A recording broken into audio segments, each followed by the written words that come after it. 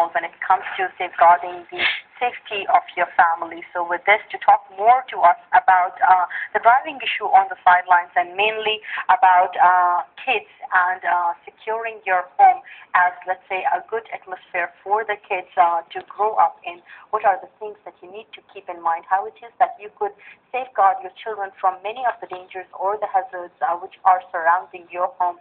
With us in the program now is Mr. Wael Al-Ajlan, who is the head of safety and emergency plan section. He's a certified defensive driving instructor by the American National Safety Council as well. So with this, we would like to welcome Mr. Wael Al-Ajlan joining us again in the program. Thank you very much for being with us.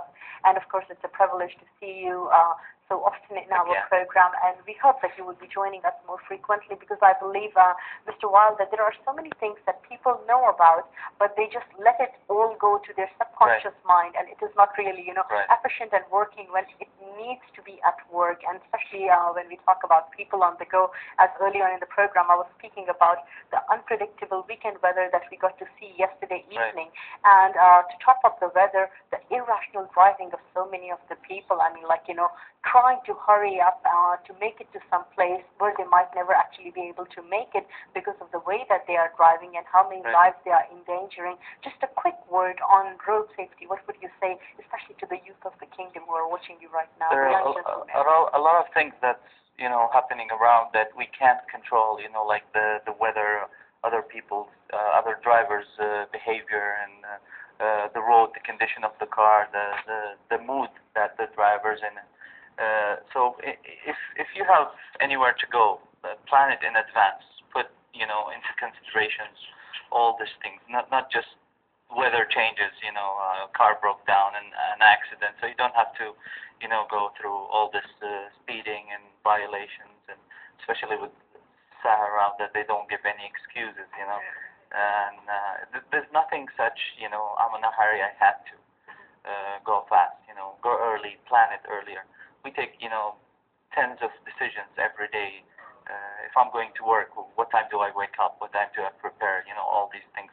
So prepare it in advance.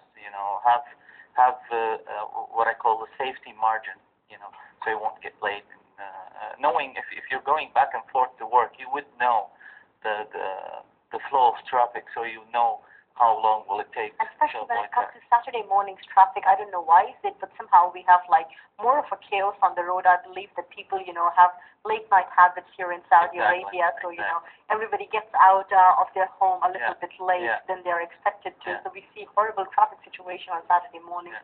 So we hope that people are taking care of themselves and bearing with the other drivers as well. Oh, exactly. And I think if we look at it as in road safety is everyone's a shared responsibility, then we would maybe think of others and think of the fact that we do not own the roads, because sometimes some drivers would be driving as though it was only their road and forgetting about everyone else's lives that is actually endangered because they are on the phone or because they're eating or they're in a bad mood, you mentioned earlier. Exactly.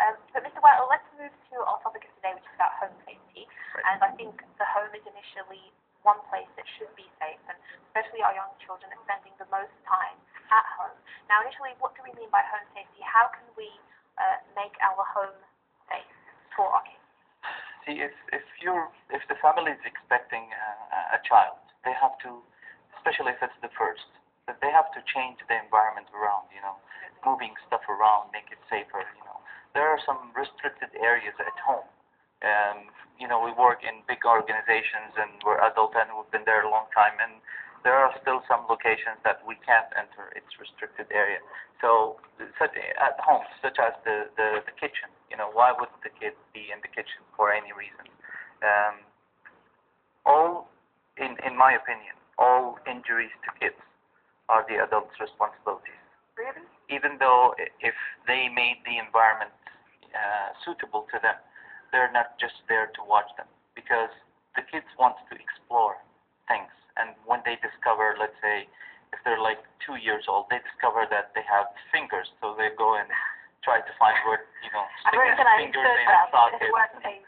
Yeah, and then they find out that it's not just for picking their nose, it's for other reasons. So, but it really comes down to the parents as well, because sometimes, you try to do everything, you try to make the place as safe as possible, but then your child will surprise you and go to the kitchen, even though they shouldn't be there and start. How would they know? Cupboard. They shouldn't be there. Yeah, if they're watching them all of the time, like even if kids have their own rooms, they shouldn't be there alone because there are a lot of things, and each time you want to know that how do I make the area safe? You have to go down to their level, like go on your knees, see what kids are seeing around.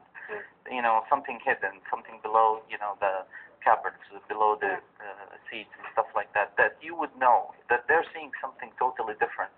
And they, like I said, they want to explore things and discover things. So, and every time, most of the time, kids are trying to take control of the parents.